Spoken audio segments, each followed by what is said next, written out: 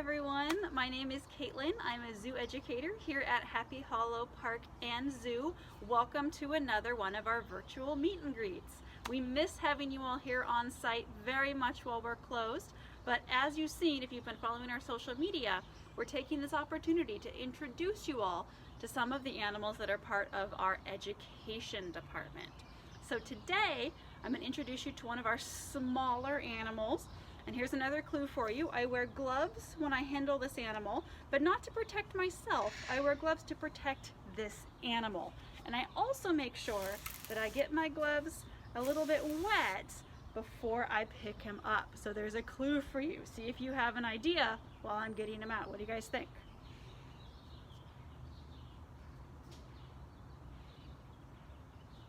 If you guessed a salamander or some sort of amphibian, you are correct. This is our hybrid tiger salamander. His name is Sal, and we call him a hybrid tiger salamander because he is actually a cross between two different species of tiger salamander. He is a cross between a California tiger salamander, which is our native species here in our state, and a barred tiger salamander, which is not native. So you might wonder, if they're not both native, if they don't live in the same place, how do you get a hybrid?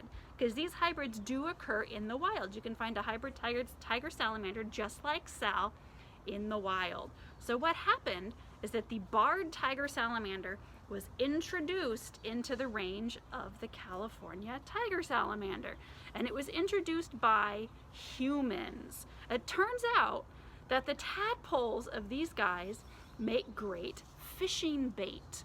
So they were produced and they will be shipped to California, where fishermen can purchase those tadpoles to use as live bait, but every so often that live bait gets away without being eaten. And those barred salamander tadpoles can go through metamorphosis, can grow up, and are closely enough related to our native California tiger salamander that they can mate and produce hybrids. Now, tiger salamanders, you can see where he gets that name. He's got some nice stripes on his back here, kind of reminiscent of a tiger pattern. And they're also known as mole salamanders. That's another name for them. So while the name tiger salamander comes from their physical appearance, the name mole salamander comes from their behavior. Just like moles, these little salamanders spend a lot of time underground. They are nocturnal, so they spend nearly the entire day in underground burrows. Now, they don't dig them themselves. They don't have very sharp little claws for digging. Let me see if I can get you a look at his foot right there. They have little tiny feet, not so good for digging. So what they do is they take over burrows from other underground animals like moles or gophers or ground squirrels. And that's where they spend their day, away from the heat and underground in the nice moist soil. They will come out in the evenings and at night, and that's when they do their hunting. And despite their size, these little guys are carnivores. They're going to be hunting meat, but nothing big. Think about what kind of meat might be able to fit in this little tiny mouth.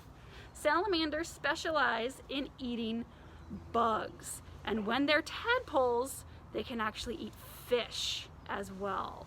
Those little tadpoles are kind of vicious. They'll go after fish living in the same pond as them. So that's what they're doing at night, coming out hunting for bugs and sometimes fish. Now, if they have enough resources and they're able to lay eggs, she will lay her eggs in a shallow pond in the water, and she can lay up to 1,000 eggs at one time. She'll attach them to logs and rocks and all sorts of other things in the water. And when those eggs hatch, some of you might have been confused. I kept using the word tadpole for a baby salamander. They are actually tadpoles when they first hatch, just like frogs that you might be more familiar with, but it's pretty darn easy to tell them apart. Salamander tadpoles are very unique, and that is because their gills are on the outside of their body. Sounds kind of ridiculous, right? Here's what it looks like. Their gills look like feathery protrusions coming off the side of their body. That's how you can easily tell it's a salamander tadpole and not a frog tadpole. Now the last thing I want to leave you with is a cool fact that salamanders, and actually all amphibians, are what we call an indicator species. They are an indicator of the health of the ecosystem that they live in. And that's because they're a very sensitive species, especially to water pollution.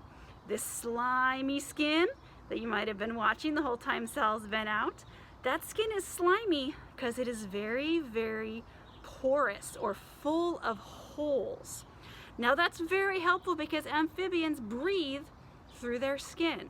He does have lungs, but he also breathes through his skin.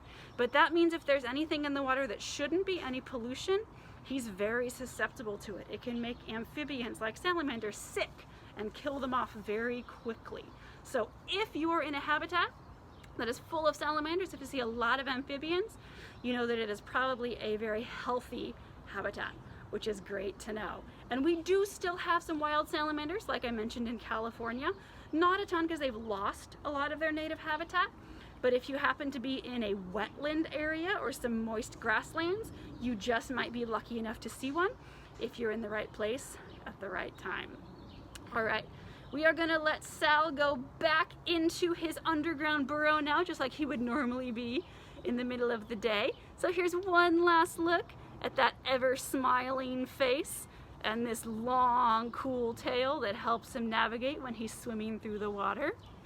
And we will see you next time at our next virtual meet and greet. Bye everyone.